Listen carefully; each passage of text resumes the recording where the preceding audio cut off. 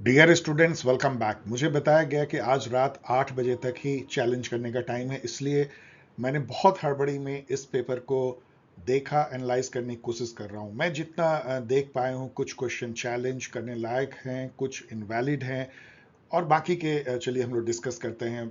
Same way tips and trick, क्योंकि इसमें भी वही वही चीज है कि आप ब्रूट नॉलेज से इस पेपर को नहीं सॉल्व कर सकते हैं। इसके लिए आपको बहुत सारे एलिमिनेशन टेक्निक एंड जिसको कहते हैं कॉमन सेंसिकल अप्रोच, और बहुत ठंडे दिमाग से आपको देखना होगा, बहुत गौर से पढ़ना पड़ेगा। कोई जरूरी नहीं है कि आप फर्स्ट नज़र में कोई थिंकर का नाम देखें या कोई थॉट देखें और आपको लगे कि आपको नहीं आता है, जबकि आप गौर से पढ़ेंगे तो आपको ना तो वो थिंकर को जानने की जरूरत है, ना ही उनके कॉन्सेप्ट को। केवल उस क्वेश्चन के ही कॉन्टेक्स्ट में आप उसको एलिमिनेट कर सकते हैं और पिक कर सकते हैं। इस तरह के कई क्वेश्चन इसमें दिखते हैं।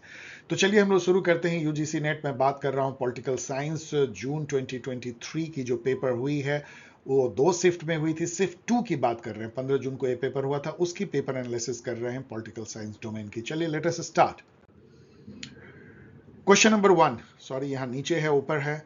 विच of the following statement is not correct regarding management according to Peter Drucker. यहाँ पे देखिए नॉट करेक्ट, क्योंकि मैं भी एक पल के लिए कंफ्यूज हो रहा था, मैं करेक्ट ढूंढ रहा था, तो ऐसा होता है। यहाँ भी नॉट ट्रू है, ध्यान दीजिएगा। बहुत स्टूडेंट इसमें गलती करते हैं क्योंकि हमारा दिमाग ऐसे ही ऑपरेट करता है, हम नॉट करेक्ट को करेक्ट समझ लेते हैं। तो नॉट करेक्ट यहाँ पे है। अब यहाँ देखिए कि दो जो है नॉट करेक्ट है, क्योंकि यहाँ दो करेक्ट मतलब दो नॉट करेक्ट है, इसका दो दो सही है, दो गलत है।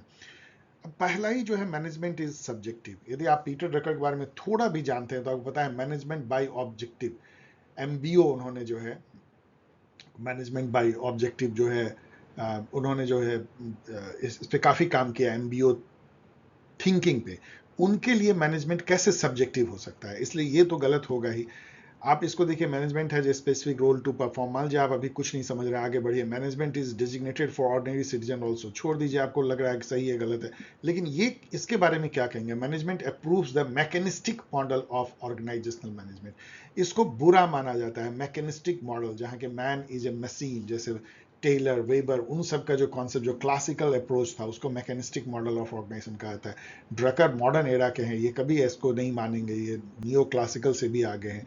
तो डी गलत है, तो आपको ए और डी दो मिल गया, तो आपका काम यहाँ पे बन गया। ये दो सही होंगे ही, बिकॉज ये दो बिल्कुल गलत हैं। If we consider the Gandhian idea of satyagraha as a dialogue, एक डायलॉग है, इट्स नॉट दैट कि आप सत्याग्रह में बैठ गए, आप अपने एडवर्सरी के साथ में कम्युनिकेट कर रहे हैं through satyagraha, then which of the following is not true. अब यहां देखिए, इस स्टेटमेंट को पढ़िए, द नेचर, यहां पे देखिए, it is antithetical to equality. क्या ऐसा बुरी बात हो सकती है कि ये इक्वलिटी के अगेंस्ट हो, गांधी जी ऐसा मानेंगे। और यहां देखिए कि इस डायलॉग में जो पार्टीज हैं वो एडवर्सरी होते हैं। In such a dialogue parties are constructed as adversary. ये दोनों बुरी बातें हैं जो कभी सत्याग्रह साथ नहीं जाएगी। तो आपको ये दोनों गलत मिल गया, तो ये सही हो जाएगा। The nature of Gandhi truth facilitate dialogue, the quest for truth is shared exercise and all, जो भी है। बट बी सी तो डेफिनेटली जो है आपको ये गलत है। तो ये सब मैनेजेबल क्वेश्चन है, दिस ऑल आप ठंडे दिमाग रख करके आराम से कॉमन सेंस से आप निकाल सकते हैं। इट्स नॉट दैट कि ब्रूट फोर्स से निकाल सकते हैं, ब्रूट नॉलेज को बोलते हैं, या ब्रूट इंफॉर्मेशन से इसमें बहुत ज्यादा क्वेश्चन नहीं हल होंगे। इस चीज को आप ध्यान रखिए। Who among the following scholars had leveled the criticism against J.S. Mill that we cannot separate two different compartments of individual conduct? आपको लगेगा ये पढ़ के कि मुझे कैसे पता, और किसी को भी ब्रूट इंफॉर्मेशन से ये सब पता नहीं होती, लेकिन आपको ये तो पता है ना कि बर्कर ने जो है, अर्नेस्ट बर्कर जो इंग्लिश थिंकर थे, ये टी.एच. ग्रीन के एक तरह से डिसिपल थे, इन्होंने जे.एस. मिल को क्रिटिसाइज करते हुए कहा था, is profit of empty liberty, तो एन एब्स्ट्रैक्ट इंडिविजुअलिज्म। तो ये जब इतनी इसकी बुराई करते हैं, तो आप इतना तो गेस कर सकते हैं कि ये भी बुरी बात बर्कर ने कही होगी। इसके अब आप ये नहीं जानते कि इन तीनों ने भी कहा होगा और ये किसने कहा होगा, लेकिन you can have a intelligent guess कि ये बर्कर ने कहा होगा, सही में इसका आंसर यही है। तो इस तरह के इंटेलिजेंट गेस से भी आप कर सकते हैं इसको। चलिए मैं डिफिकल्ट के श्रेणी में रखता हूं, लेकिन ये है manageable. Who among the following has defined deliberative democracy in terms of pluralistic association? Again ये डिफिकल्ट क्वेश्चन, मैंने डिफिकल्ट कहा। देखिए डी जब मैं मार्क कर रहा हूं तो मोस्ट ऑफ माय स्टूडेंट जो इवन मुझे भी फॉलो कर रहे हैं वो इसको नहीं हल कर पाएंगे, और मोस्ट ऑफ द स्टूडेंट नहीं हल कर पाएंगे। लेकिन यहां पे भी देखिए, मैंने गेस किया, मैंने जेसुआ कोहेन जो है वो डिलिबरेटिव डेमोक्रेसी पर उन्होंने काफी कुछ लिखा है। तो मुझे लगा कि इन सब में केवल मैं उनको ही जानता हूं जिन्होंने काफी कुछ लिखा है, और सही आंसर इसका 3 है। इस टाइप का गेस आप कर सकते हैं। Who wrote the book state in capitalist society, ये आपको जानना चाहिए, ये ब्रूट नॉलेज से आप कर सकते हैं। लेकिन यहां भी यदि आप नहीं जानते हैं तो आपको इतना तो पता होगा कि स्टेट इन कैपिटलिस्ट सोसाइटी पे एक फेमस डिबेट हुआ था, पोलंजा वर्सेस मिलीबैंड। इसको मिलीबैंड पोलंजा डायलॉग कहते हैं। पोलंजा जो है वो स्ट्रक्चरल मार्क्सिज्म के पॉइंट ऑफ व्यू से स्ट्रक्चरल अप्रोच लेते हैं स्टेट का कैपिटलिस्ट सोसाइटी में, और मिलीबैंड जो है वो एक इंस्ट्रूमेंटलिस्ट अप्रोच लेते हैं। तो ये यदि ये भी जानते हैं तो 50-50 आपने खेल लिया, ये दोनों नहीं होगा। तो सही मायने में ये राल्फ मिलीबैंड ने लिखा है, तो इसे गेस कर सकते हैं। तो इसको मीडियम टू डिफिकल्ट कर सकते हैं। 50-50 गेस इसमें हो जाती है। कई क्वेश्चन आप 50-50 गेस कर सकते हैं। Which among the following rights is not group right according to Will Kymlicka का, ये सब आप बिल्कुल अपने नॉलेज से कर सकते हैं। विल कैमेल का कभी ये नहीं बोलेंगे कि right to speedy trial included है जो माइनॉरिटी के राइट है या ग्रुप राइट में। ये कहां से आ गया? गवर्नमेंट सेल्फ गवर्नमेंट के राइट मिलेगी, पॉलिथनिक राइट मिलेगी, स्पेशल रिप्रेजेंटेशन का राइट मिलेगा। तो ये सब बहुत ही लड्डू क्वेश्चन, केवल पढ़ने से आपको पता लग जाएगा। विच of the following statement is correct regarding supreme court of India, ये आसान क्वेश्चन है क्योंकि ये दोनों बिल्कुल सभी स्टूडेंट को पता होना चाहिए जिन्होंने एक्सटेंसिव पढ़ाई की कि सही है कि Supreme Court has special advisory jurisdiction under article 143 और article 32 of the constitution gives the extensive original jurisdiction to the Supreme Court with regard to enforcement of fundamental. ये लैंग्वेज भी देखिए, extensive original jurisdiction. Actually original jurisdiction जो है article 131 के तहत ही आता है, लेकिन 32 के तहत जो है वो भी ओरिजिनल जुरिसडिक्शन ही माना जाता है। ये आपको नॉलेज भी दे रहा है, ये दोनों सही है। अब आप देखिए यहाँ ऑल ऑफ द अबव भी है, और ये क्या कहता है? Under the arbitration and conciliation act 1996 international commercial arbitration can also be initiated in the Supreme court. मतलब यहाँ पे भी आर्बिट्रेशन केस की शुरुआत हो सकती है। अब इस टाइप का जो स्टेटमेंट होता है generally these are very common standard statement जो जनरली सही होते हैं, और तब जबकि all of the above option ज्यादा सही होते हैं, इसलिए you choose this and this is also this is actually correct. Who among the following scholars has written the book remapping India new states and their political origin? एकदम बिल्कुल orbit है, मुस्कुराइए, आगे बढ़ जाइए। मैंने टिक मार दिया है, कौन करेक्ट है? 2 number. Which among the following thinkers held the view that liberty is destroyed because of property class possesses the power to dominate others? Multiple है। आपको पता है कि मार्क्स तो ये व्यू रखते ही हैं क्लास स्ट्रगल में, एंगल्स उनके साथ ही रखेंगे, इनफैक्ट रूसो भी रखते हैं। रूसो ने यहां तक कहा है कि जो प्रॉपर्टी ही सब डोमिनेंस का कारण है, जो प्रॉपर्टी क्लास होते हैं वो रूल करते हैं, वही रूल रेगुलेशन लॉ बनाते हैं। वो लॉ इसलिए बनाते हैं कि अपने प्रॉपर्टी को सुरक्षित रख सकें और डोमिनेट कर सकें। तो केवल लॉ को छोड़ के जो कि प्रॉपर्टी के समर्थक थे, प्रॉपर्टी को वो सबसे बड़ा सैक्रोसैंक्ट राइट मानते थे, लाइफ लिबर्टी प्रॉपर्टी। तो इसको आप सी को एलिमिनेट कर दीजिए, तो इसमें बच जाएगा क्या? A B D. तो ये एक तरह से आसान है क्योंकि एक ही आपको इसमें हटाना है, तो लॉक को ही हटाएंगे। अब यहां पे देखिए, ये जो 4 इवेंट हैं जो क्राइसिस हुए हैं कैपिटलिज्म के अभी हाल के टाइम में, उसको अरेंज करना है। सपोज इसमें आप ज्यादा नहीं जानते, लेकिन जैसे मैंने बहुत वाइड रेंजिंग में पढ़ाई करता हूं, तो मुझे पता है कि सब प्राइम लेंडिंग जो या सब प्राइम मॉर्गेज क्राइसिस 2008 में हुई थी यूएस में। मुझे ये भी पता है कि .com बस्ट जो है ये 99-2000 हुआ था। ये इतना मुझे पता है। इसके अलावा मुझे ज्यादा पता नहीं कि मैक्सिकन इकोनॉमिक क्राइसिस किस ईयर में हुई थी, अर्जेंटीनियन इकोनॉमिक क्राइसिस किस ईयर में थी, मुझे नहीं पता है। एक्चुअली मुझे नहीं पता, लेकिन मुझे ये पता है कि ये 2 कब हुई। अब देखिए, सी पहले आता है एंड ए बाद में आता है, तो मैं ये देखूंगा कि सी ए इसमें, यदि ए सी है तो वो नहीं होगी। अभी ए सी नहीं होगी, ए सी नहीं होगी, ए सी नहीं होगी। सी द ब्यूटी, बस एक ही है, मुझे और देखना ही नहीं है।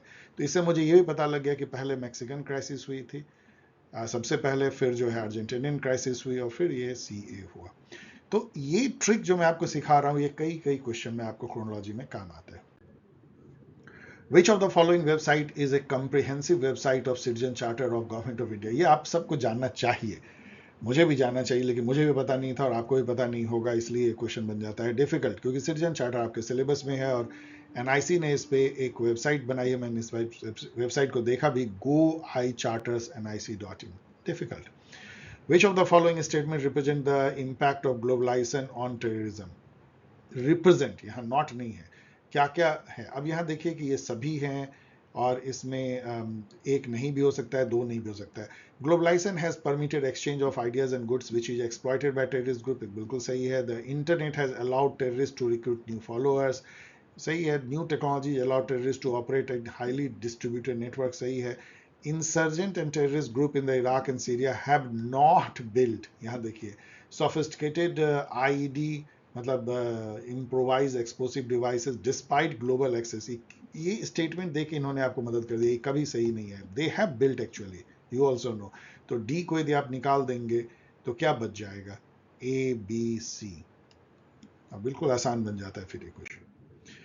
Who among us is the proponent of the process model of social movement in comparative politics? पढ़ लीजिएगा, because process model वैसे ही अर्बिट है, इसका जो आंसर है वो भी अर्बिट है, 3 नंबर है.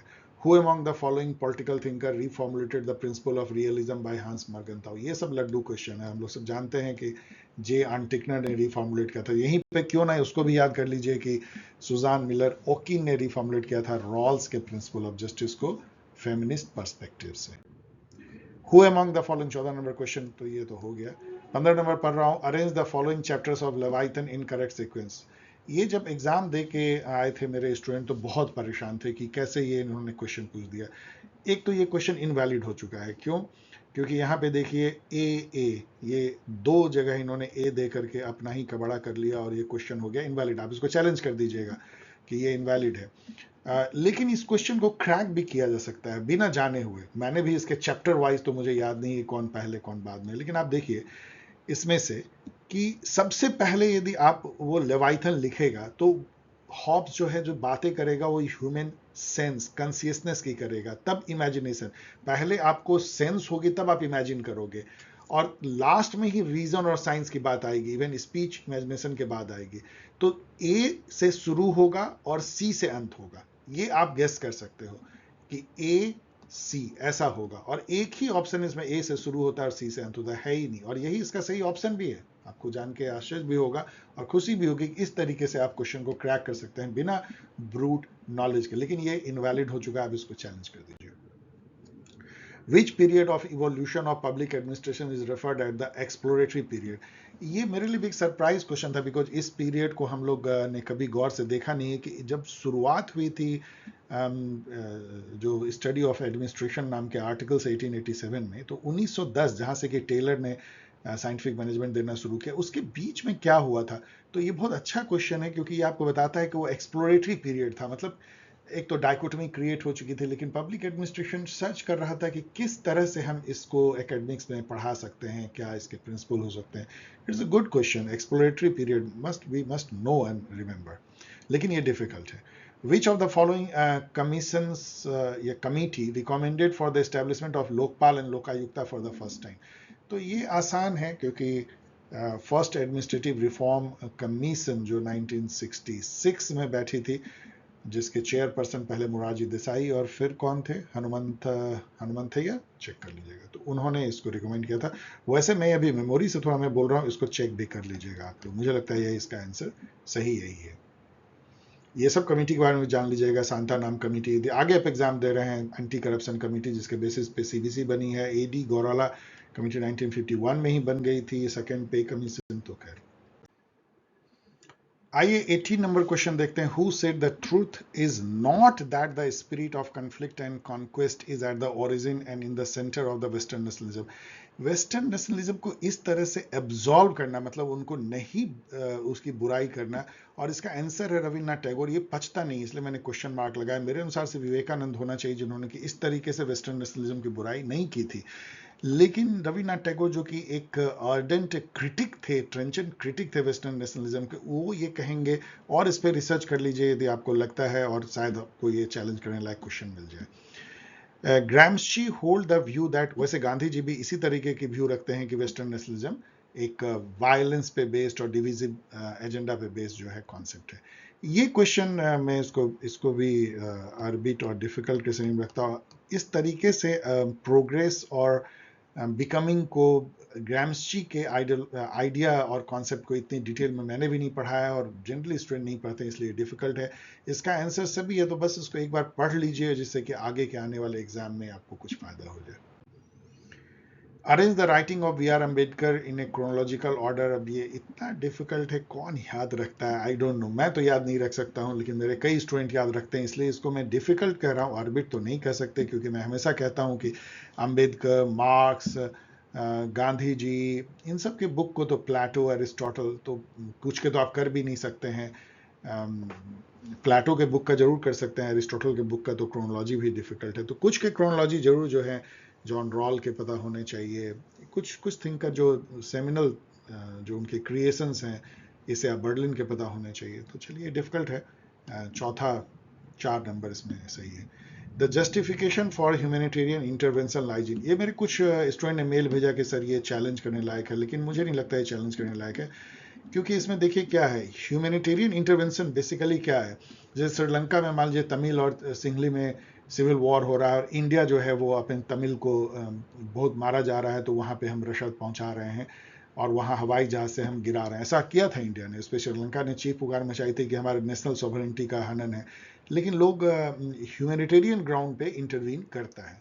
तो वो जो ह्यूमैनिटेरियन ग्राउंड पे हम इंटरवीन करते हैं, वो नेशनल इंटरेस्ट के बेसिस पे नहीं होता है। नेशनल इंटरेस्ट तो होगा कि हम जो कर रहे हैं वो हमको करने दो, डोमेस्टिक एरिया के अंदर जो भी कर रहे हैं हम सॉवरेन है, तो ये तो होगा नहीं। मोरल प्लुरलिज्म भी नहीं होगा, क्योंकि मोरल प्लुरलिज्म तो ये कहता है कि हम अपने यहाँ क्या कर रहे हैं उसे आप मोरली जज नहीं कर सकते हो। Basically humanitarian invention common morality या यूनिवर्सल मोरलिटी पे बेस्ड है। कुछ चीजें आप नहीं कर सकते हो, आप मोरल रिलेटिविज्म का बहाना लेकर के आप कोई चीज नहीं कर सकते। तो ये दोनों यदि नहीं होगी तो ए और डी होगा, जबकि ए और डी भी global interdependence and regional stability बहुत अच्छा नहीं दिखता है, लेकिन फिर भी ये बी सी तो नहीं होगा। तो ए और डी जो है बेहतर आंसर है मेरे अनुसार से, इसीलिए ये सही है। Don't challenge.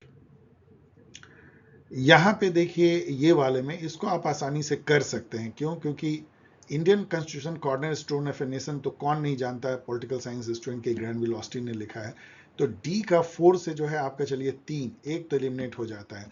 दूसरा जो है, आपको पता है केसी वेयर ने इंडिया को क्वाजाई फेडरल स्टेट कहा था, तो फेडरल गवर्नमेंट आप गेस कर सकते हैं केसी वेयर ने लिखा होगा, इन्होंने लिखा भी है। तो सी का 2 और सी का 2 और डी का 4 एक ही ऑप्शन में है, तो आपको ये क्रैक हो जाता है, बाकी को जस्ट मैच कर लीजिएगा, बट बिना मैच के आगे मत बढ़िएगा। ये तो ऑर्बिट क्वेश्चन है, which of the 2 factors enhance the growth rate of Indian economy in the 1980 as per Arvind Panigrah. Arvind Panigrah मुझे लगता है प्राइम मिनिस्टर के इकोनॉमिक एडवाइजर भी थे, और ये नीति आयोग में भी इनको वाइस चेयरमैन का रोल दिया गया, तो चेक कर लीजिएगा। He was an important person as far as economic policy is concern. तो पानीग्राह के अनुसार क्या है, अब ये तो बिल्कुल उनका अपना थॉट है इस आंसर के अनुसार से, कि दो जो 1980s में आपको पता है ना, हम लोग 3.5% से निकल के फर्स्ट टाइम 6% जीडीपी ग्रोथ पे आए, और वो एक कैटलिस्ट बना 1990s में जो न्यू इकोनॉमिक पॉलिसी आई। तो ये कहते हैं कि इसका कारण था कि बी और डी, एक्सपोर्ट इंसेंटिव नहीं, एक्सपोर्ट इंसेंटिव होगा, export incentive for private companies and A more reliable exchange rate policy, ये जो है इनके अनुसार से। तो एनीवेज जो भी है, ये तो ऑर्बिट है। Who among the following, 24 number पढ़ रहा हूं, following thinkers said that the communication of intangible facts, opinions, suggestions and suspicions that cannot pass through formal channel are communicated through informal channel।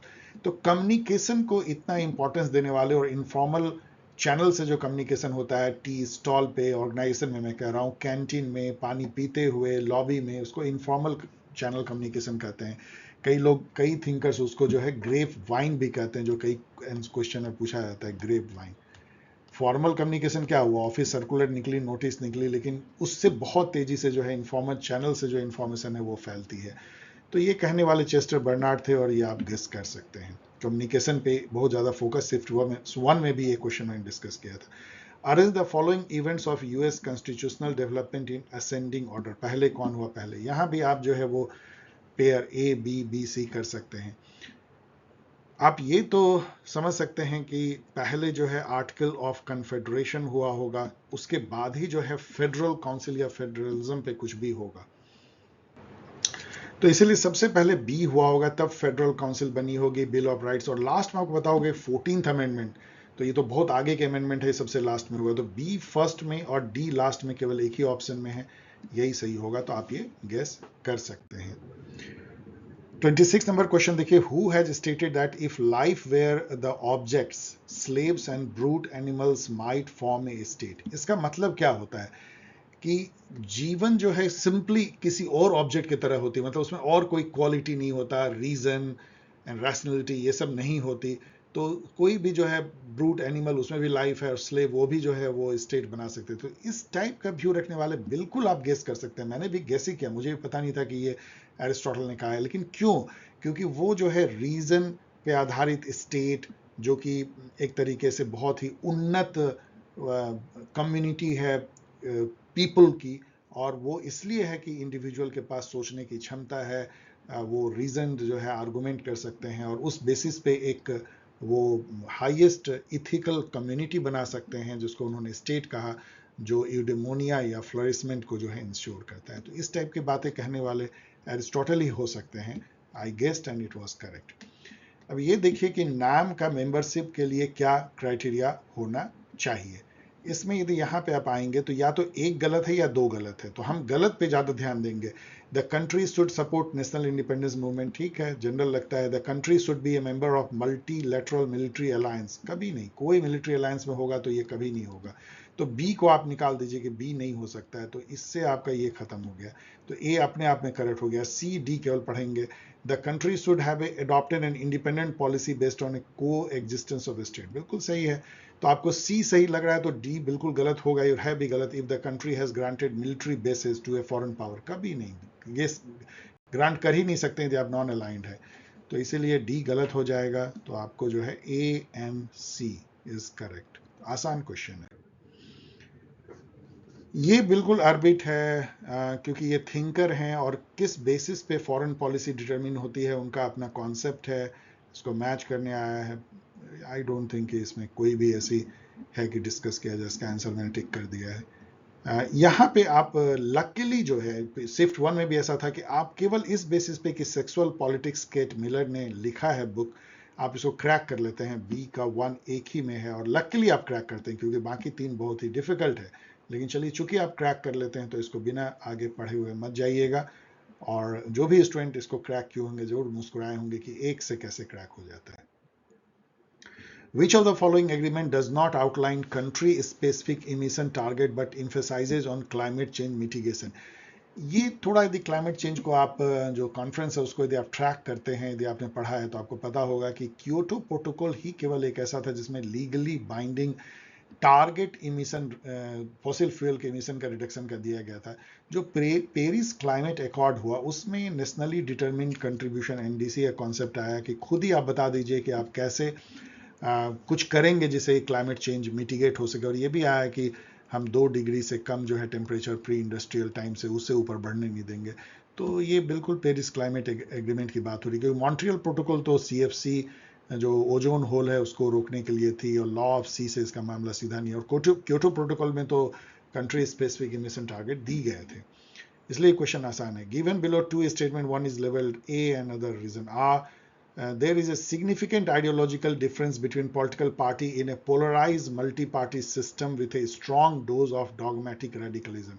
तो ये जो सार्टरी ने जो एनालाइज किया है पार्टी सिस्टम का, उसमें एक है पोलराइज प्लूरलिज्म, जिसमें कि यदि आप आइडियोलॉजिकल यदि आप एक लाइन खींचे तो कोई पार्टी यहाँ है, कोई पार्टी यहाँ है, यदि सेंटर में कोई नहीं है, सब बहुत ही बिखरे हुए हैं, मतलब पार्टियों के बीच में आइडियोलॉजिकल गैप काफ़ी ज़्यादा है। तो ये ट्रू है स्टेटमेंट।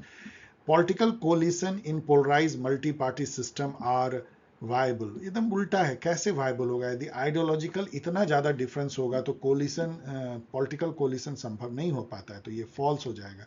तो इसका आंसर 3 हो जाएगा, जहां एजर्सन करेक्ट है लेकिन रीजन फॉल्स है।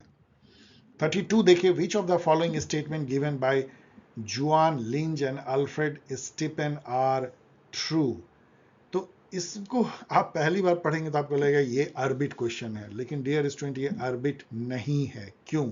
आपको मान लीजिए, जैसे मैं कह रहा हूं, मुझे भी पता नहीं है कि जुआन लुइस एंड अल्फ्रेड स्टीफन ने क्या दिया है, बट छोड़ दीजिए इसको, इनको खुद ही आप पढ़ के इस क्वेश्चन को सॉल्व कर सकते हैं। कैसे?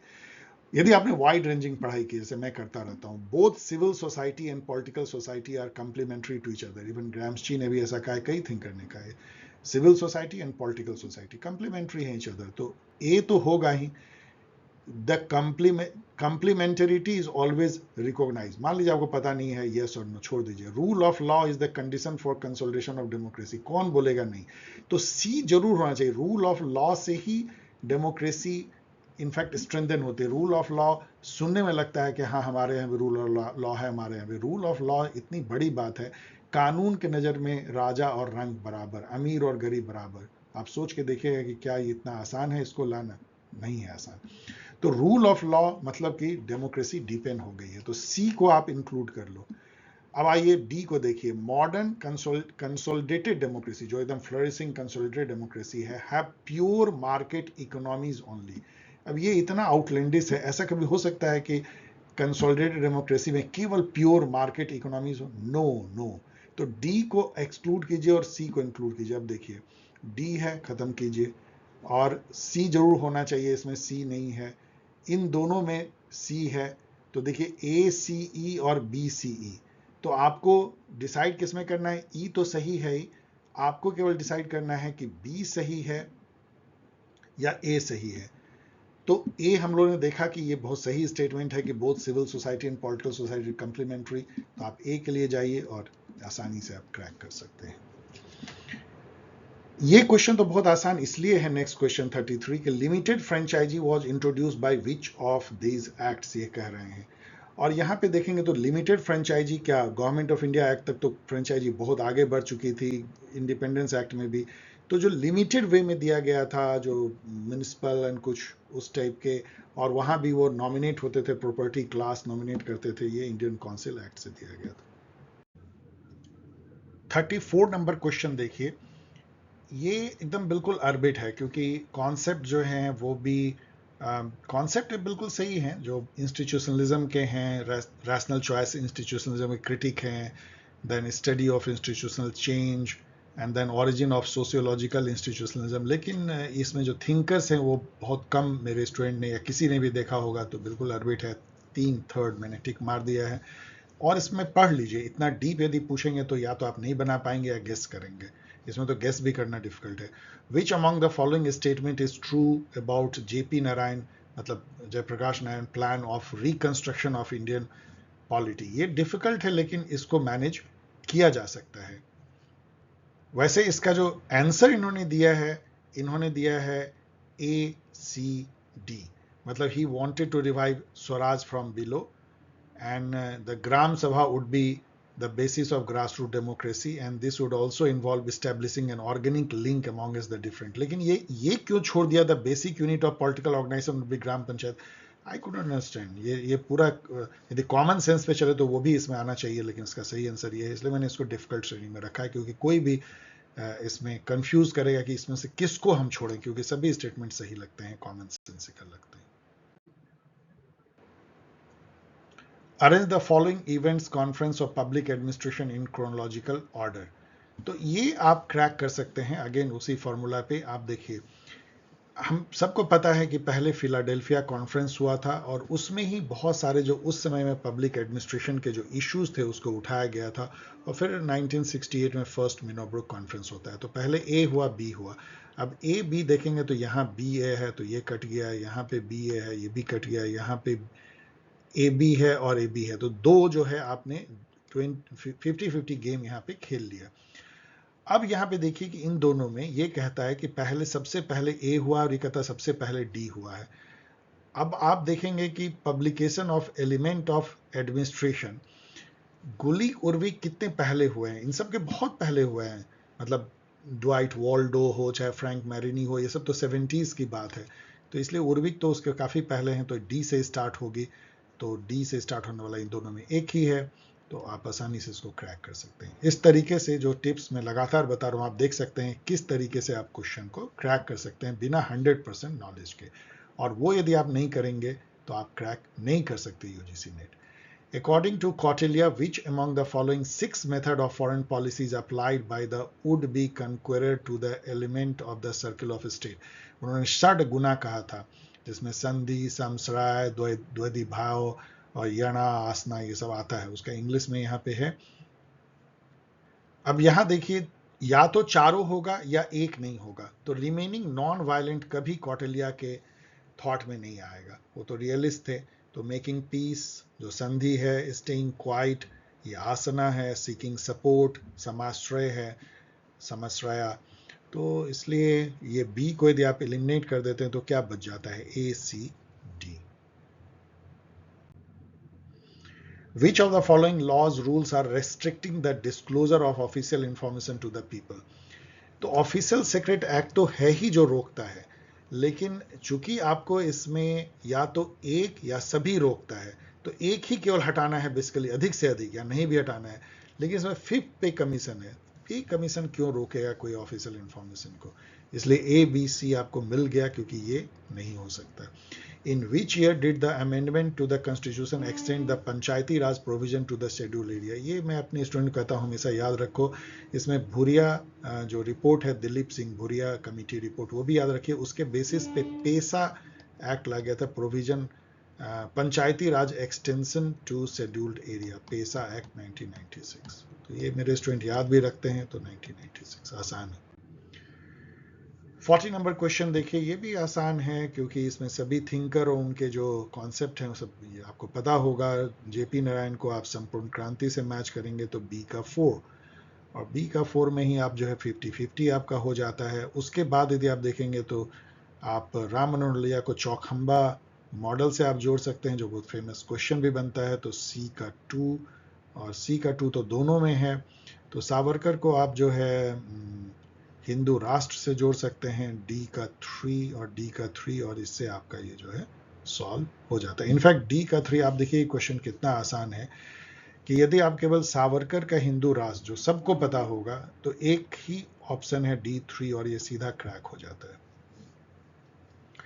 ये भी आसान है बिकॉज इसमें जो जो जो थॉट जो मूवमेंट हैं या पब्लिक एडमिनिस्ट्रेशन के और जो उनके एलिमेंट हैं वो बहुत ऑब्वियस हैं। लाइक न्यू पब्लिक एडमिनिस्ट्रेशन से यदि चलें तो ये जो है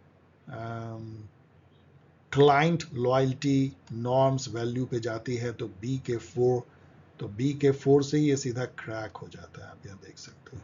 बाकी आप तो मैच कर लेना, जैसे कि new public management private sector को फॉलो करती है, तो सी का 1, तो काफ़ी जो है आसान है ये सब क्वेश्चन। मेरे कई स्टूडेंट इसको आसानी से सॉल्व करेंगे।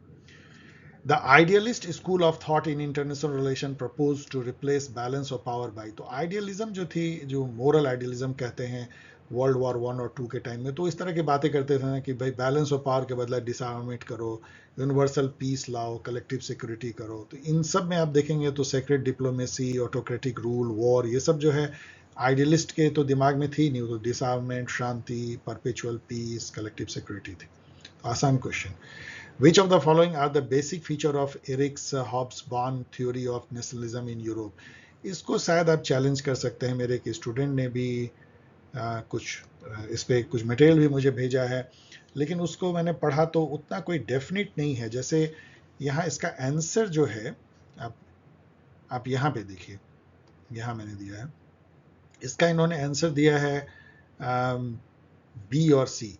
He defines nationalism, for instance, as reinventing tradition. तो reinventing tradition जहाँ देखिए वहाँ हिस्टोरियन एरिक हॉब्सबॉम को आप याद कीजिए। यहाँ तो बिल्कुल एकदम स्ट्रेट फॉरवर्ड है कि उनका कहना है कि नेशनलिज्म एक री इन्वेंशन ऑफ ट्रेडिशन, हम लोग पैदा करते हैं उसको, ऐसा नहीं कि वो होता है, हमको री इन्वेंट करते हैं।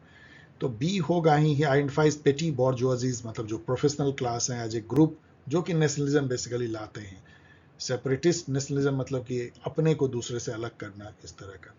तो बी सी है। लेकिन मेरे स्टूडेंट का भी कहना है और मुझे भी लगता है कि उन्होंने 3 फेजेज ऑफ नेशनलिज्म तो बताया तो था, लेकिन वेस्टर्न कंट्रीज के लिए in general I don't know, तो ए भी शामिल होना चाहिए।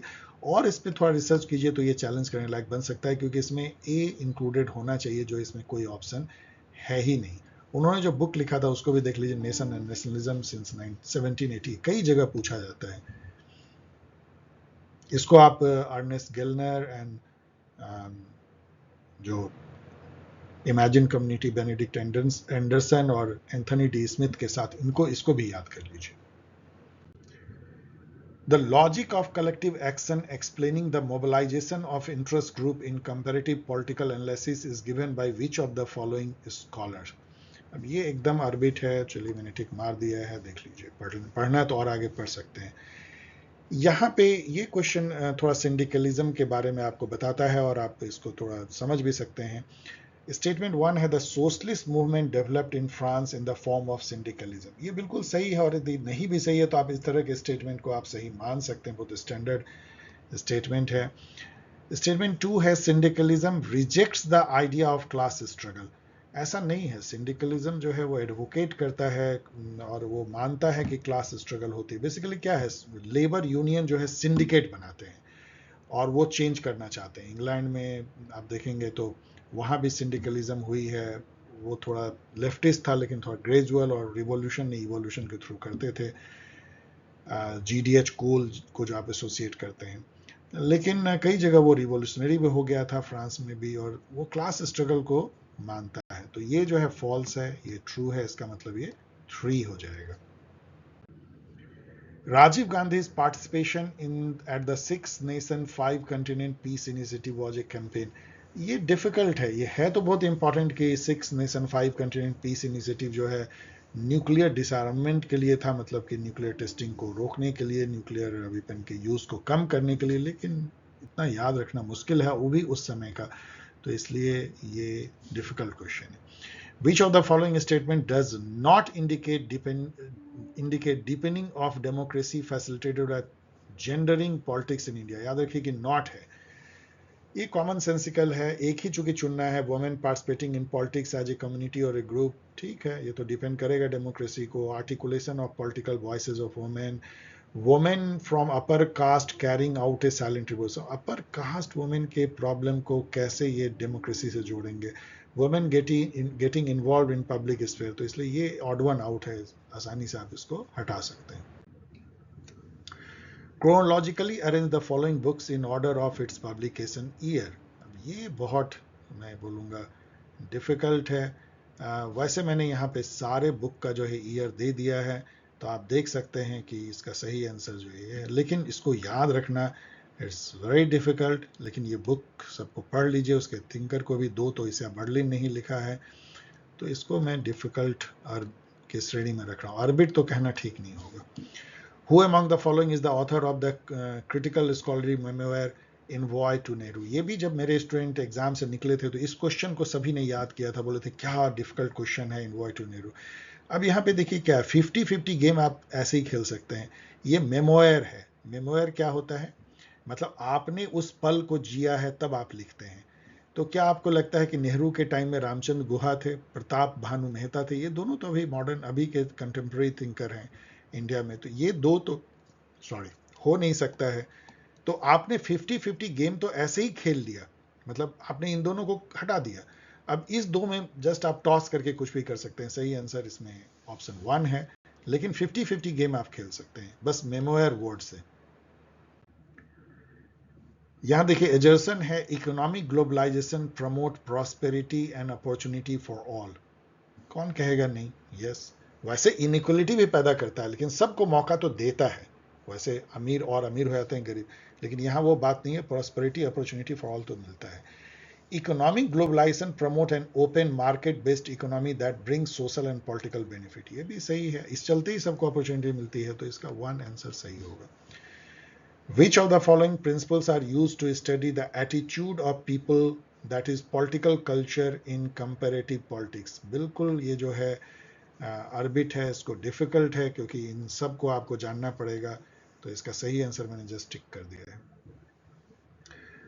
ये मुश्किल नहीं है, ये पार्टी किस पहले कौन बनी है बाद में कौन बनी है उसको अरेंज करने के लिए यहाँ भी आप वो कर सकते हैं जो कपल को अरेंज करते हैं। जैसे आप देख सकते हैं कि भारतीय जनता पार्टी 1980 में बनती है, हम लोग को पता होना चाहिए, और 1964 में बनती है। इससे जो है आप ये समझ सकते हैं कि पहले सी हुआ है फिर बी हुआ है, सी बी। तो आप देखिए इसमें बी सी है, खत्म हो गया, इसमें भी बी सी है, दो तो ऐसे ही गायब हो गए। अब इन दोनों में यदि आप देखेंगे तो सी सी से शुरू होता है, इसका मतलब सबसे पहले कौन बना है? CPIM। अब यहाँ देखिए इसमें ए से अंत होता है, मतलब समाजवादी पार्टी सबसे लास्ट में बनी है। और वह यदि हम देखें तो भारतीय जनता पार्टी पहले आती, समाजवादी पार्टी बाद में। क्यों? क्योंकि आपको पता है कि समाजवादी पार्टी, जनता पार्टी सबके टूटने के बाद जो है वो विघटन से सब बनी है। जितने भी सोशलिस्ट आरजेडी हैं, समाजवादी, ये सब 90s की सारी पार्टी हैं। तो पहले बी बाद में ए, तो बी ए इसमें देखेंगे तो ये है सही और ये नहीं है सही, इसमें ए बी है, तो जस्ट ये सही हो जाएगा। इस क्वेश्चन को चलिए हम लोग करने की कोशिश करते हैं। ये आसान है। क्यों आसान है? कि अलेक्जेंडर वेंट जो है कंस्ट्रक्टिविस्ट थिंकर थे, तो आप सी को 3 से मिला लीजिए सीधा, तो इससे आपने 50-50 गेम जो है खेल लिया। अब इसमें D4 दोनों में है, तो इसका मतलब है कि ये दोनों तो मैच्ड है ही। अब हमको केवल देखना है रॉबर्ट कोहेन और रॉबर्ट कॉक्स को। रॉबर्ट कॉक्स जो है क्रिटिकल थिंकर इंटरनेशनल रिलेशन में है। ये जो है interaction between social forces, forms of state and world order, ये इनका बहुत फेमस जो है कॉन्सेप्चुअलाइजेशन है। और रॉबर्ट कोहेन एक लिबरलिस्ट है, नियो लिबरल, तो impact of international regime on corporation ये तो लिखेंगे ही। तो इस दो से आपको यहाँ ये मैच हो जाता है, एक ही से हो जाता है। Which of the following statement is are correct regarding parliamentary proceedings? तो ये डिफिकल्ट है। क्यों डिफिकल्ट है? क्योंकि ये सब आसान है। स्टार्ट क्वेश्चन मैंने बताया है, ये ओरल आंसर देना होता है, सप्लीमेंट्री पूछ सकते हैं। एडजॉर्नमेंट मोशन जो है उसमें 50 मेंबर एडमिट करने के लिए चाहिए। चलिए ठीक है, आप जानते नहीं है, फिर भी आपको लगेगा कि चलो ऐसा हो सकता है, क्योंकि यहाँ पे कई सारे सही हैं, एक ही गलत है जनरली। 0 आवर जो है वो क्वेश्चन आवर के बाद शुरू होता है और लंच तक चलता है, ये भी हम लोग जानते हैं। लेकिन ये चीज़ कि short notice question less than 2 days में, जबकि इसका लेस देन 10 डेज में देना होता है, तो इतना स्पेसिफिक जानना मुश्किल है। यही केवल इसमें गलत है, ए सी डी इसमें सही है। ये डिफिकल्ट क्वेश्चन है, बट जान लीजिए कि शॉर्ट नोटिस क्वेश्चन जो है 10 दिन का उसमें टाइम लिमिट होता है, मतलब मिनिमम 10 दिन जो पीरियड होता है वो आप केवल ले सकते हैं इसमें, मतलब शॉर्ट नोटिस है, नहीं तो अदरवाइज क्वेश्चन के लिए और टाइम देना होता है। Who said radicalism thinks in term neither of nation nor class, its concern is man, it concerns freedom as freedom of the individual। तो ये आप जैसे ही रेडिकलिज्म और उसको फ्रीडम से जोड़ेंगे, ह्यूमनिज्म से जोड़ेंगे, तो आपको radical humanism M N Roy का याद आएगा, और आप और किसी से इसको अटैच ही नहीं कर पाएंगे इस थॉट को। केवल कॉमन सेंस से आप एम एन रॉय से जोड़ेंगे यदि आपने डीप या वाइड रेंजिंग पढ़ाई की है, क्योंकि अरविंदो के थॉट इस टाइप के हैं नहीं, दीनदयाल उपाध्याय के भी इंटीग्रल ह्यूमनिस्ट हैं, सावरकर जी के भी ऐसे थॉट नहीं है, तो एम एन रॉय से आप इसको जोड़ सकते हैं। Which of the following statement is are correct regarding Central Information Commission? अब यहां देखिए कि ये इंफॉर्मेशन फर्स्ट जो है CIC was constituted through an official gazette notification under the provision of RTI Act, ये तो बिल्कुल सही है, तो ए बिल्कुल सही है। When CIC was constituted initially it says 5 commissions नहीं commissioner including chief information commissioner। अब ये आप जानते हैं चाहे नहीं, आप होल्ड कर लीजिए। The chief information commissioner hold the office for a period of 3 year. ये सब एकदम जनरल स्टेटमेंट है, और चूंकि एक स्टेटमेंट केवल सही नहीं, यदि ए सही है तो इन दोनों में से एक जरूर मिनिमम सही होना चाहिए। तो आपको लगेगा कि इन दोनों में से यदि एक सही है तो दोनों क्यों नहीं सही है, क्योंकि दोनों बहुत जनरल स्टेटमेंट है। तो इससे आप ए बी सी आप चुनते हैं और वही सही होता है, all of them. Which of the following statement have not been made by M.N. Srinivas regarding caste politics in India? M.N. Srinivas को जरूर आपको पढ़ना चाहिए, उनके कास्ट इन मॉडर्न इंडिया उन्होंने लिखा था। तो इसको आप देखिए जरा सा, मतलब ये भी आप कॉमन सेंस से कर सकते हैं। एम एन श्रीनिवास को थोड़ा बहुत आप जानते हैं तो उनके थॉट को। There is a horizontal solidarity of caste in India. Horizontal solidarity क्या होता है? ब्राह्मण जो है केरला के, ब्राह्मण जो है बिहार के, दोनों या महाराष्ट्र के ब्राह्मण आपस में कंसोलिडेट हो रहे हैं। वर्टिकल सॉलिडरिटी मतलब हुआ ब्राह्मण क्षत्रिय से, क्षत्रिय वैश्य से, इस टाइप की कंसोलिडेशन वो नहीं होती, लेकिन हॉरिजेंटल होती है। तो ए सही है, ए आपको होना चाहिए, इसमें ए नहीं है, इसमें ए नहीं है, तो ये या तो 1 होगा सही या ओके नॉट बीन मेड। देखिए मैं भी यहां कंफ्यूज कर रहा था, तो इसका मतलब ये है कि ए होगा, तो नॉट में तो होगा नहीं, तो ए नहीं होना चाहिए, आप ये समझिए। तो ए वाले जो हैं तो ये नहीं है, ये नहीं है, मतलब कि नॉट में ए नहीं होगा। अब यहां B C D B C, इसका मतलब बी सी दोनों सही हैं, केवल डी को हमको चेक करना है। There was a competition among caste in political economic sphere. There was a competition, तो ये तो सही है, ये तो बिल्कुल सही है। इसका मतलब ये नॉट में नहीं होगा, इसका मतलब बी सी केवल गलत है। Modern technology created hurdles on the way to caste. यहाँ पे देख क्या स्पेलिंग कितने जगह गलत किया है इन्होंने, कास्ट सॉलिडरिटी। तो मॉडर्न टेक्नोलॉजी ने हर्डल नहीं क्रिएट किया है, कास्ट सॉलिडरिटी को बढ़ाया है। And there was even vertical solidarity between caste. No, vertical solidarity नहीं हो पाई है, तो बी सी जो है वही नॉट होगा। 58 नंबर देखिए, place the following legislative acts in chronological order. तो इसमें ये क्वेश्चन चैलेंज करने लायक है, क्योंकि इन्होंने क्या मान लिया है कि कंज्यूमर प्रोटेक्शन एक्ट जो 2019 में आई है वही एक्ट है, जबकि इसका ओरिजिनल जो एक्ट आई थी 1986 में आई थी। तो क्यों आप इसको 2019 में मान रहे हो? ये तो अमेंडमेंट एक्ट थी। इसके चलते जो है बी से शुरू नहीं हो सकता। इन्होंने बी से शुरू करते हुए को सही किया है, इसको इन्होंने ऑफिशियल सही माना है, जबकि ये गलत है। सबसे पहले इसमें देखिएगा तो राइट टू इंफॉर्मेशन एक्ट आएगा, फिर राइट टू एजुकेशन एक्ट आएगा, मतलब ACDB आएगा, मतलब ये होना चाहिए। इसलिए इसको बिल्कुल आप चैलेंज कीजिए, चैलेंज करने लायक है। Which among the following country is not a member of NAM?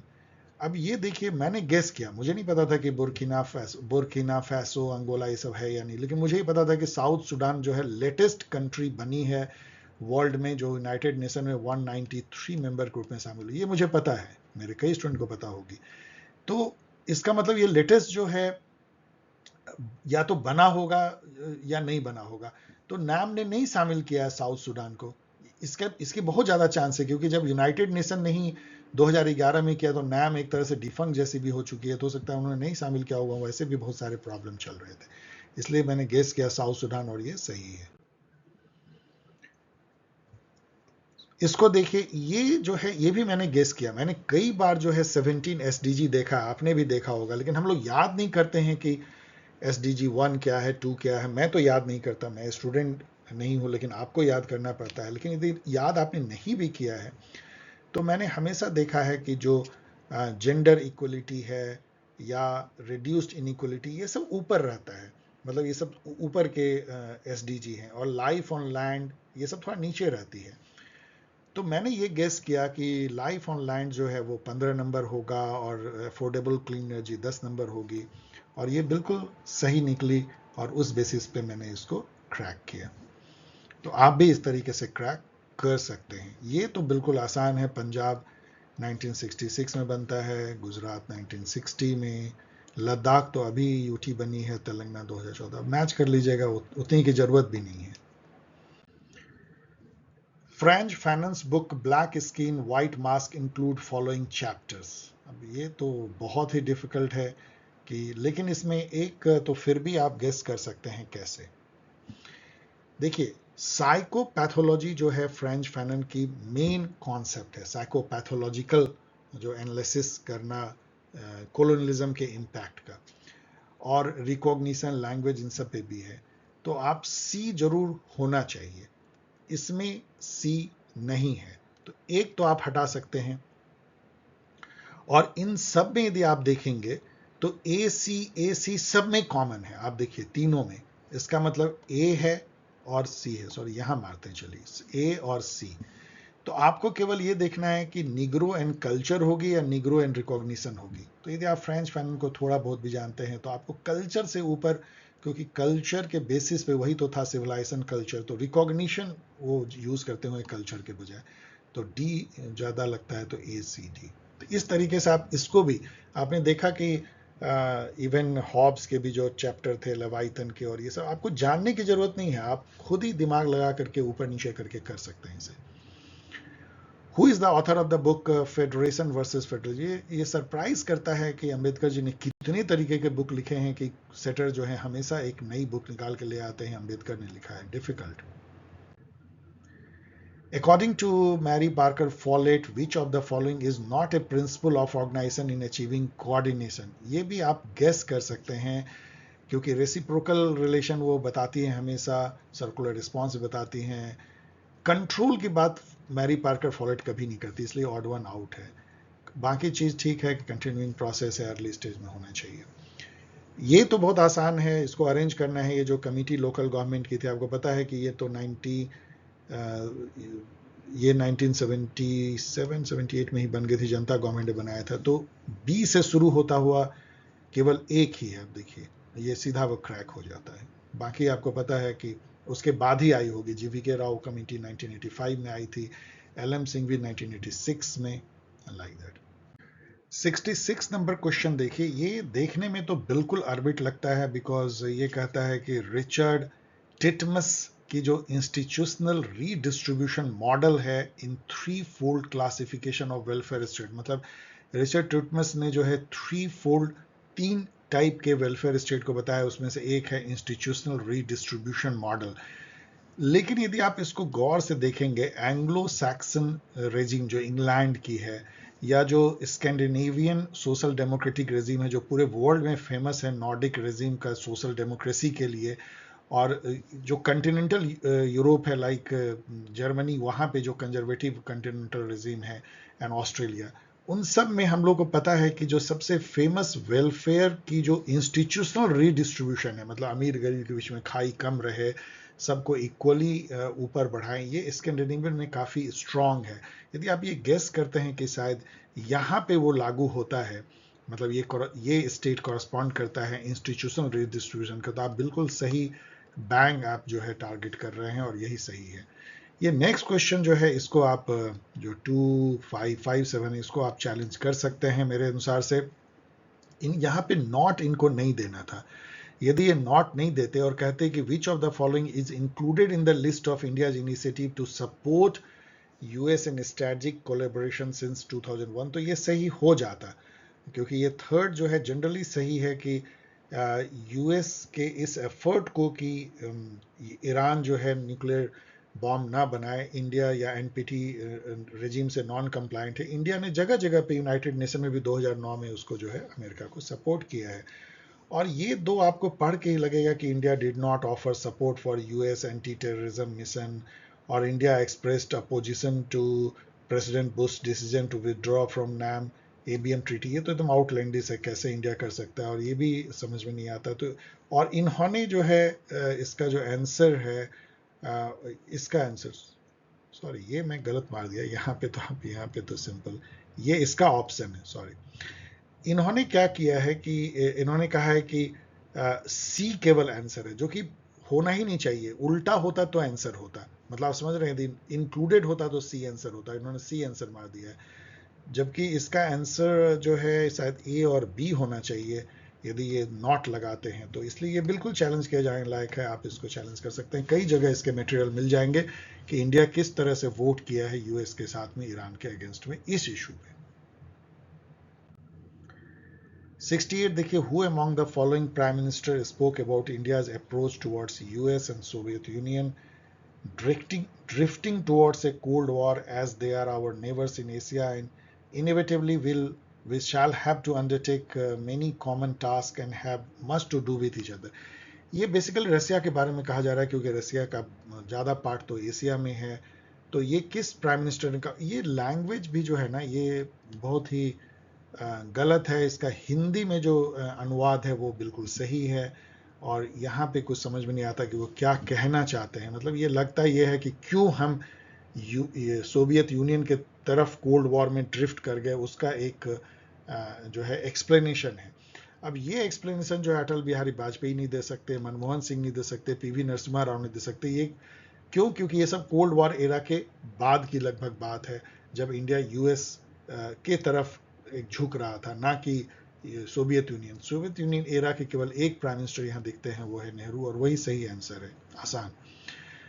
The commission on status of women was establish wide resolution of the, ये भी आसान इसलिए है कि मान लीजिए आपको कुछ पता नहीं है, लेकिन commission of status of women ये यूनाइटेड नेशन की कौन सी संस्था देखेगी? यूनाइटेड नेशन इन्वायरमेंटल प्रोजेक्ट तो देखेगी नहीं ना, या वर्ल्ड हेल्थ ऑर्गेनाइजेशन तो देखेगी नहीं, या यूनाइटेड नेशन इमरजेंसी फंड तो देखेगी नहीं। जो यूनाइटेड नेशन की जो संस्था है इकोनॉमिक एंड सोशल, वही देख सकती है।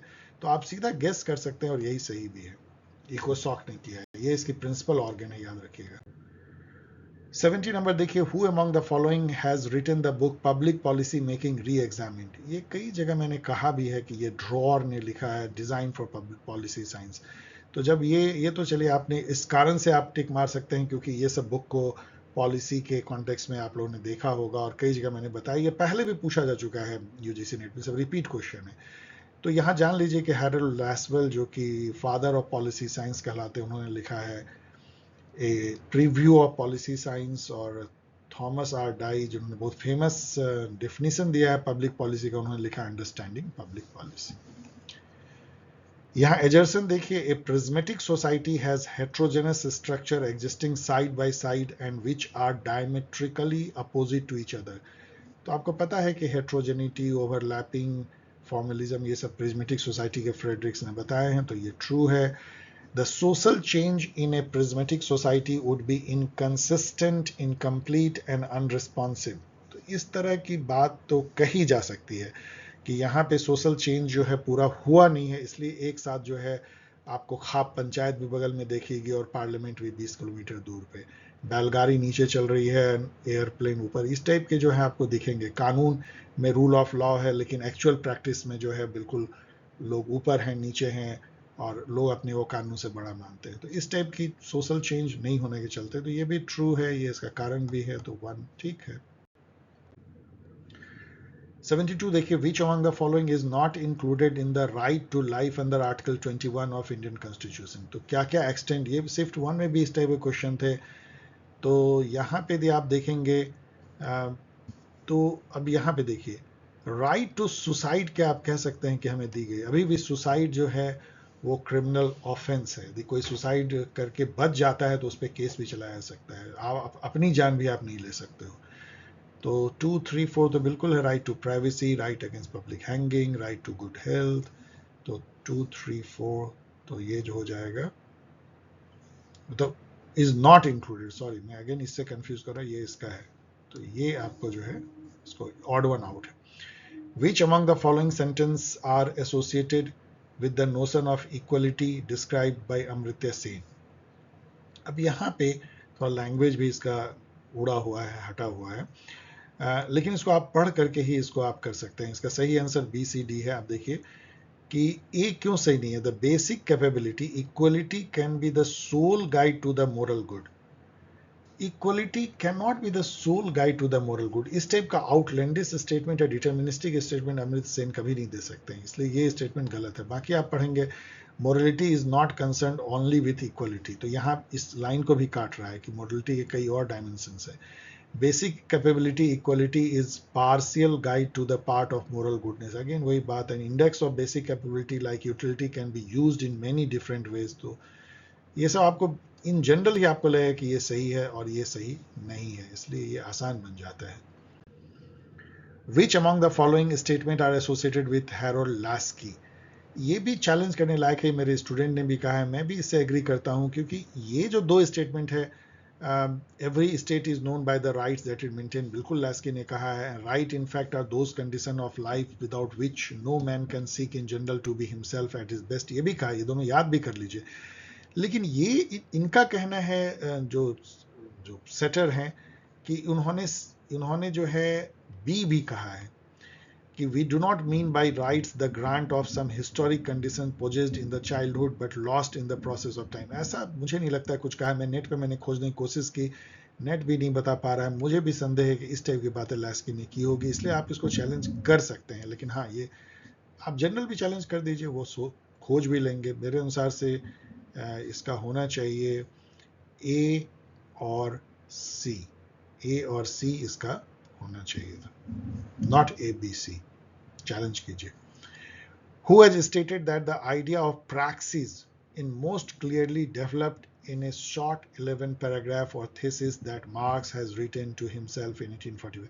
Praxis मतलब theory and practice के बीच की बात है, मतलब what you theorize and how practice is done, तो उससे रिलेट करके जो होती है वो प्रैक्सिस है। सो आइडियाज प्रैक्सिस जो है, ये कहने वाले नेल्सन है। अभी ये तो बिल्कुल ही अर्बिट है, तो बस इतना जान लीजिए, प्रैक्सिस का मीनिंग जान लीजिए और थोड़ा सा पढ़ भी लीजिए, नेल्सन के बारे में पढ़ लीजिए यदि इंटरेस्टेड हो तो। ये आसान है क्योंकि ऑन वायलेंस जो है ये हाना आर्डेन ने लिखा है, तो ए का 1 से ही आप 50-50 गेम खेल लेते हैं, और बी का 2 तो दोनों में कॉमन है, तो आपका बी का 2 जो है हर्बर्ट मार्क्यूज से कर दीजिए। Where do we want from go from here जो है मार्टिन लूथर किंग की है, तो सी का 4, और इससे जो है ये आपका क्रैक हो जाता है। स्टेटमेंट 1 है इंडियाज फॉरेन पॉलिसी होना चाहिए। वो देखिए यहाँ पॉलिसी छूटा हुआ है, इस बेसिस पे भी इनफैक्ट आप चैलेंज कर सकते हैं कि इंग्लिश को पढ़ के कोई कह ही नहीं सकता India's foreign remain preoccupied, what foreign, तो ऑफ कोर्स ये सब चैलेंज करने लायक है। India's foreign policy remain preoccupied with concerns about territorial integrity, nationhood and independence of decision making, yes true है। यदि पॉलिसी यहाँ जोड़ दे तो the structural logic of the global bipolar conflict get reflected in the regional bipolar conflict with India Pakistan, yes US support करता था cold war के time में पाकिस्तान को और इंडिया को, सोवियत यूनियन, इसके चलते कन्फ्लिक्ट इंडिया पाकिस्तान में बढ़ती थी, तो ये भी जो है ट्रू है। According to Shri Aurobindo the task of spiritual revolution is based on, अब यहाँ आप देखेंगे तो आप कॉमन सेंसिकल क्वेश्चन है, स्पिरिचुअल रिवोल्यूशन, ट्रूथ कॉन्शियसनेस, ये दोनों तो मैच करता है आइडिया, लेकिन parliamentary democracy, radical humanism, individualism से आइडिया है ही नहीं अरविंदो के, तो आपको बिल्कुल यहाँ आप गेस कर सकते हैं यही सही भी है। Who among the following thinkers proposed the concept of mental revolution, of course Taylor, बहुत आसान क्वेश्चन है। Who among us these are being to serve the shop floor according to Frederick Taylor, functional foremanship is in scientific management theory, आपको पता है ना उन्होंने दो type के दिए थे, चार जो है प्लानिंग फोरमैन, चार जो है एग्जीक्यूशन फोरमैन जो शॉप फ्लोर पे होंगे, उसमें एग्जीक्यूशन फोरमैन में gang boss, speed boss, repair boss, inspector आते हैं। तो यहाँ आप देख सकते हैं कि रिपेयर यहाँ पे है और यहाँ पे इंस्पेक्टर भी है, और तो रिपेयर इंस्पेक्टर, एक और इसमें आ सकता है, यहाँ देखिए gang, speed, repair and speed, तो ये जो है ए बी ई, तो इस तरीके से ऑफ कोर्स इसको याद रखना इतना आसान नहीं है कि प्लानिंग फोरमैन में जो है रूट क्लर्क है, इंस्ट्रक्शन कार्ड क्लर्क है, time cost clerk, but of course कई स्टूडेंट इसको याद रखते हैं क्योंकि इंपॉर्टेंट है। Who among the following argued that when NGOs are tied up with social movement, they have occasionally changed their political agenda? अब ये तो चलिए नीरा चांदोक ने कहा है, अर्बिट है तो मुस्कुरा के आगे बढ़ जाइए। Which among the following statement is true about rise of alternative perspective on Indian foreign policy? ये आप गेस कर सकते हैं कि alternative perspective on Indian foreign policy, आप छोड़ दीजिए कि ये आप जानते हैं कि नहीं, जस्ट इन 5 स्टेटमेंट को पढ़िएगा तो आपको लग जाएगा कि बी जो है ऑड वन आउट है। क्यों? ये सब जो है 1960s की बात कर रहा है, जहां की स्वतंत्र पार्टी जो है वो एक capitalist mode of foreign policy बताती है, जो कि राइट, सेंटर टू राइट के आइडियोलॉजी पे है। In mid-1960, the Swatantara Party presented a classical conservative perspective on foreign policy. The supporters were drawn from former bureaucrat, business community, members of princely families. They united in their opposition to Nehru's Fabian economics. They believed in the forces of market and private enterprise. लेकिन इन सब में आई के गुजराल नहीं आ सकते, एक तो उस time में इनका उस तरह का उदय भी नहीं हुआ था, और ये सेंटर टू लेफ्ट टाइप के हैं, तो इसीलिए बी को हटा दीजिएगा, तो ए सी डी ई आसान। Who among the following thinkers is an advocate of cosmopolitan democracy? अब ये मैंने गेस किया कि इसमें प्लेटो तो खैर क्या होंगे, हेगल, ये सब नहीं है, कॉस्मोपॉलिटन डेमोक्रेसी इन दो में हो सकते हैं। मुझे कांत के बारे में पता है कि उन्होंने परपेचुअल पीस थेसिस दिया था, एक तरह का सभी जो रिपब्लिक हैं वो मिल करके वर्ल्ड एक कॉन्फेडरेशन जैसा बना रहे हैं जिसमें कि यूनिवर्सल पीस है, तो उस टाइप की थॉट उनकी कॉस्मोपॉलिटन डेमोक्रेसी की है, और यही सही गेस था। ये जो है ये क्वेश्चन देख के आपको लगेगा तो बहुत डिफिकल्ट है, arrange the following peace keeping operation in chronological order, लेकिन ये बिल्कुल आसान है। क्यों?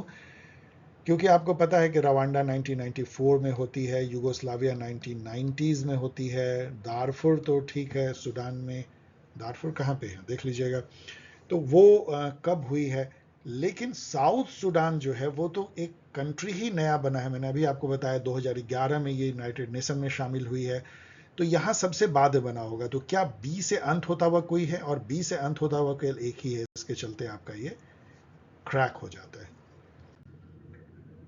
Who among the following scholars gave the statement that in course of time, however, while Nehru was still alive, इससे आपका ये क्वेश्चन हल कर देता है, the Congress party cease to be a movement and became a party in government. इसका मतलब ये जो भी थिंकर है वो नेहरू के टाइम में लिख रहा है, और रजनी कोठारी से अधिक जो है कौन लिखता है कांग्रेस के बारे में? योगेंद्र यादव तो उस समय थे नहीं, तो Rajni Kothari.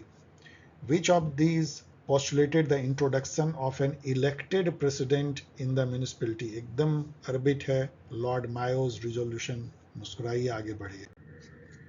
Which among the following statement represent the principles of just war? ये क्वेश्चन इनवैलिड हो गया है, क्यों? क्योंकि इसके आगे मैं आपको बताऊंगा, चलिए आगे हिंदी में दिखाएंगे, तब इस पे बात करेंगे। ये इनवैलिड क्वेश्चन है, इसको चैलेंज कर दीजिए। Which among the following thinkers can be equated with the statement that he proposes an ascetic communication? इसको भी आप इनवैलिड, इसको चैलेंज कीजिए। क्यों? ये क्वेश्चन कभी कोई क्रैक नहीं कर सकता है जब तक कि इसका स्पेलिंग मिस्टेक दूर ना किया जाए। ये कम्युनिज्म है बेसिकली, और आपको याद है कम्युनिज्म जो है, कम्युनिस्ट जो बाद में कार्ल मार्क्स ने दिया वहां, और communism of wives and property जो है प्लेटो ने दिया है, और ये प्लेटो के बारे में ये कथन है। तो प्लेटो के बारे में यदि कथन है और कम्युनिज्म को आपने कम्युनिकेशन बना दिया, तो कोई भी इसको क्रैक नहीं कर सकता। इसके लिए ये क्वेश्चन भी चैलेंज किया जाएगा और ये भी क्वेश्चन चैलेंज किया जाना चाहिए। ये इसका स्टेटमेंट क्या लिखा है मैंने यहाँ दे दिया है नेट से, आप इसको कोट भी कर सकते हैं। आप जैसे ही देंगे ये स्टेटमेंट आपको नेट पे आ जाएगा, उसको आप प्रूफ में लगा देना। अब यहां मैं कह रहा था कि इसको क्यों चैलेंज करना चाहिए, ये 902554 को। हिंदी में 5 ऑप्शन है और इंग्लिश में 4, ये सीधा इनवैलिड हो गया। इसके कारण ही इनवैलिड हो गया, बाकी आप इसको पढ़िए भी मत, वैसे इसको आराम से आप क्रैक कर सकते हैं, लेकिन जरूरत ही नहीं। NITI Aayog was established through the cabinet secretary resolution. तो ये थोड़ा ट्रिकी है, क्योंकि कई लोग सोचते हैं कि 2014 में आई है मोदी जी के आने के बाद, लेकिन ये एक्चुअली 1 जनवरी 2015 से स्टार्ट हुई है रिजोल्यूशन। ये मैं कई जगह मैंने बताया है, तो चलिए ठीक है।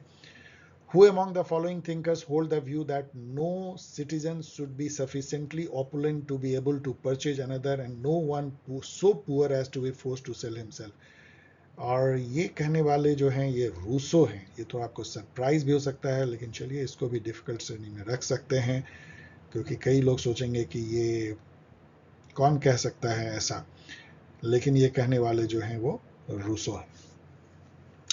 मैंने यहाँ पे 20 क्वेश्चन दिया है, जिसको कि मैंने कुछ और ऑर्बिट जोड़ा है अभी, तो आप इसको 20 to 25 जोड़ सकते हैं। 75 to 80 क्वेश्चन जो है वो टैकल करने लायक हैं, जिसमें कि आप लड़ सकते हैं, आप इस तरीके से टिप्स ट्रिक कर सकते हैं, एलिमिनेट कर सकते हैं। तो 70 आप इसमें ला सकते हैं। मेरे अनुसार से 70 will be the cut off. और शिफ्ट 1 में भी मैंने देखा था इसमें ज़्यादा कुछ गलत हैं, तो वो भी यदि सही हो जाएंगे तो 70 इज ए सेफ पेपर 2 में, और पेपर 1 में आई थिंक 30 इज गुड। सो 100 के ऊपर यदि आपका सही है, जनरल में बोल रहा हूँ, कोई रिजर्वेशन नहीं है, तो 100 के ऊपर आपको JRF होने का, नेट होने का तो पूरा चांस है, JRF भी हो सकता है। सो ओके डियर स्टूडेंट, मैंने केवल इसलिए क्योंकि आज 8 बजे तक इसको चैलेंज करना है मुझे बताया गया, इसलिए मैं जल्दी जल्दी में वीडियो ला रहा हूँ। तो आई होप कि आपको ये वीडियो पसंद आया होगा। ऐसा है तो शेयर करें, सब्सक्राइब करें, कमेंट करें, और इस तरीके से आप मुझसे जुड़ सकते हैं। और ये 2 गाइड आपके लिए है यदि नेक्स्ट एग्ज़ाम आप दे रहे हैं दिसंबर में। तो मिलते हैं बहुत जल्द, और हो सकता है कि अगस्त में हम लोग नई बैच जो है इसके लिए शुरू करें। अभी मैंने डिसाइड नहीं किया है, देखते हैं किस तरीके से मैं आपको हेल्प कर सकता हूं, तो बताएंगे। तब तक के लिए विदा।